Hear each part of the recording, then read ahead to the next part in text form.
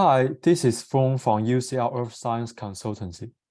Thanks so much for having me today, and I will briefly present the environmental and geological background of London City, relying on these two backgrounds, hence to help the site selection and construction of the new railway line. So there are three parts of this presentation: introduction, analysis, and decision-making. First of all, there is a question: why do we need a new railway line, since the cost will be enormous? As the most developed city all over the world, London is suffering from serious environmental problems, such as air pollution and traffic congestion. By constructing the new railway line, we expect the new line could help alleviating these problems.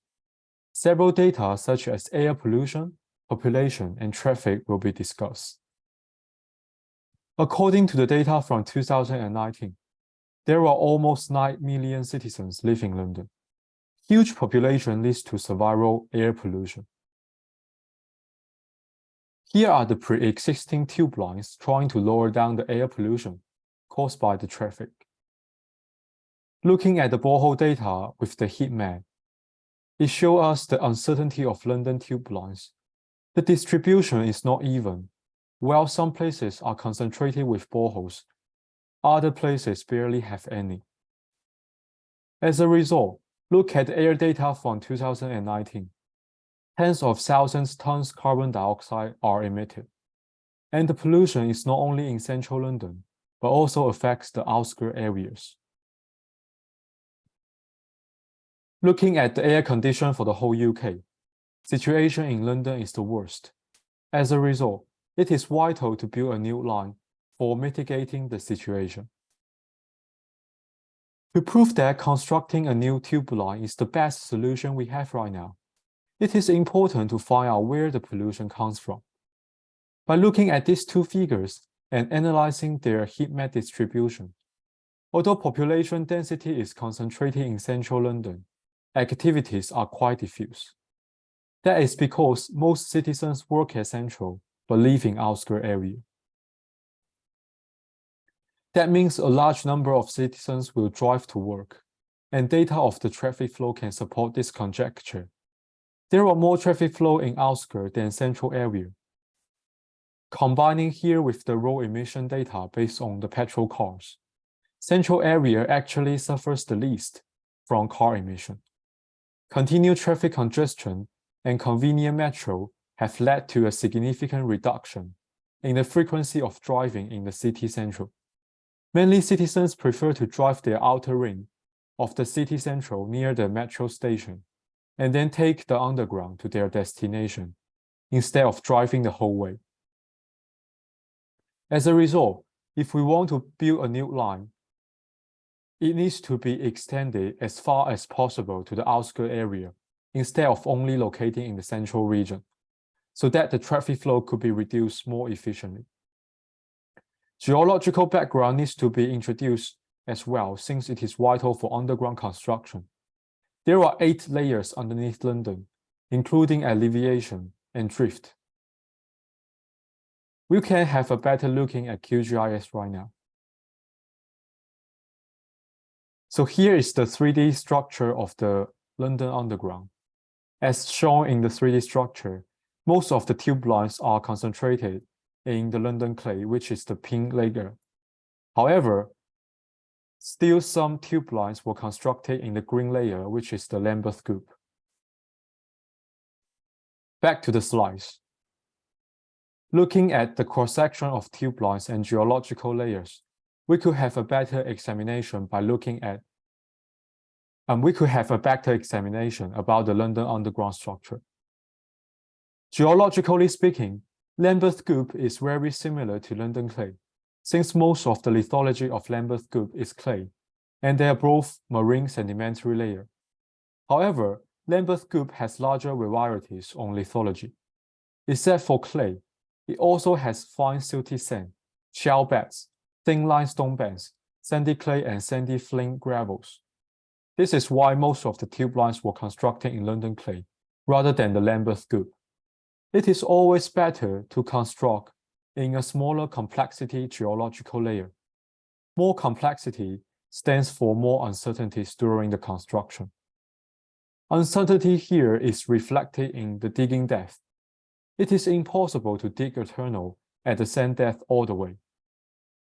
Since the lithology is non-homogeneous and the thickness is uneven, that means digging depth needs to change during the construction.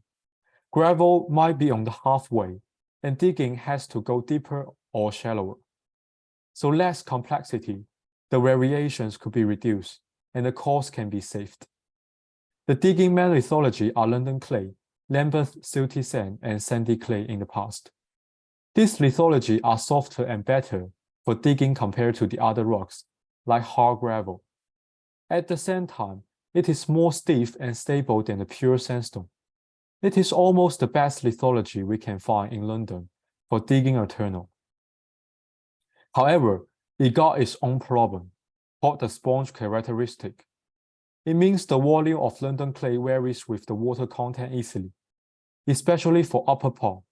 That means the existing construction could be damaged if the volume of the surrounding clay varies when water invades, since the pressure will increase at the same time.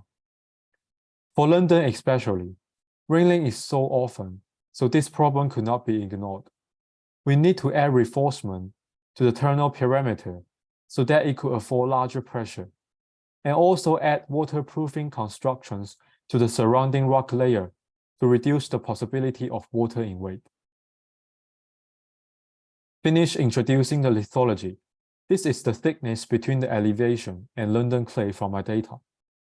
Thickness also plays an important role since it is a major factor that it could influence the digging. My polygon only covers the central London region.